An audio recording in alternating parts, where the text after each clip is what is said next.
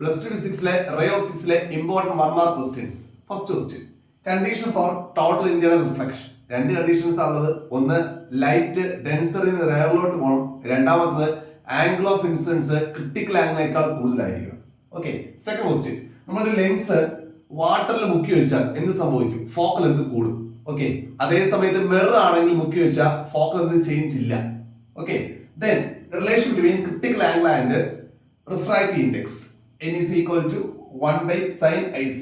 n refractive index ആണ്, IC എന്ന് പറഞ്ഞാൽ ക്രിട്ടിക്കൽ ആംഗിൾ ആണ്. Then factors affecting refractive index. Refractive ഇൻഡെക്സിന് ഡിപെൻഡ് ചെയ്യുന്ന ഫാക്ടേഴ്സ് എന്തൊക്കെയാണ്? 4 ഫാക്ടേഴ്സ് ആണുള്ളത്. ഒന്ന് നേച്ചർ ഓഫ് ദ മീഡിയം ആണ്, ലൈറ്റ് കടന്നു പോകുന്ന മീഡിയം നേച്ചർ ആണ്. 2 ടെമ്പറേച്ചർ ആണ്. 3 വേവ് ലെങ്ത്. 4ാമത്തെ nature of the surrounding medium, nature of the surrounding medium. Final question, രണ്ട് ലെൻസസ് ഒന്നിന്റെ പവർ എത്രയാണ്? 4 ഡയോപ്റ്റർ ആണ്, മറ്റേ എത്രയാണ്?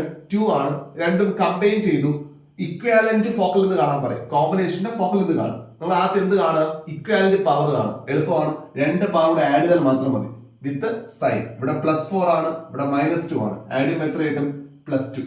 Okay. Then equivalent focal length കാണാൻ പറഞ്ഞാൽ 1 ബൈ ഇക്വാലന്റ് പവർ ആണ്. അപ്പൊ 1 ബൈ പവർ എത്രയെന്ന് കിട്ടിയ? 2. 1 ബൈ 2 യൂണിറ്റ് മീറ്റർ ആണ്. സെന്റിമീറ്റർ ആക്കാൻ പറഞ്ഞാൽ ഇൻറ്റു 100 ചെയ്യാം. അപ്പൊ എത്ര കിട്ടും? 15 സെന്റിമീറ്റർ. ഇനി നിങ്ങൾക്ക് ചെയ്യേണ്ട ഒരു ക്വസ്റ്റ്യൻ ഉണ്ട്.